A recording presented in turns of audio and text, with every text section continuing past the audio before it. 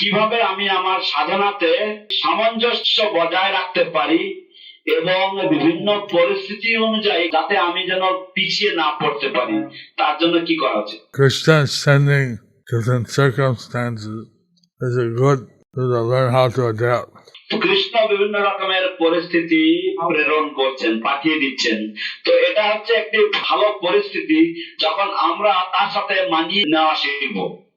We don't want everything has to be exactly the same, and we can do our devotions. আমরা সবকিছু একেবারে একই রকম ভাবে চাই না, যাতে আমরা ভগবত সেবা করতে পারি। Then if there's some change, we'll get bewildered.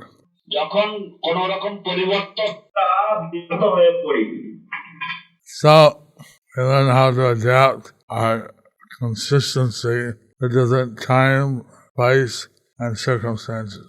তো আমরা দৃঢ়তার সাথে আমরা চেষ্টা করি যে বিভিন্ন রকম পরিস্থিতি, বিভিন্ন রকম কাল অনুসারে আমরা সেই পরিস্থিতির সাথে বা সেই সময় অনুযায়ী আমরা মানিয়ে নেওয়ার জন্য। And so we see how advanced devotees and maintain their service attitude in every situation. তো আমরা দেখি কিভাবে উন্নত ভক্তরা তাদের সেই সেবা মনোভাব প্রত্যেকটা পরিস্থিতিতেই তারা সমানভাবে বজায় রাখে।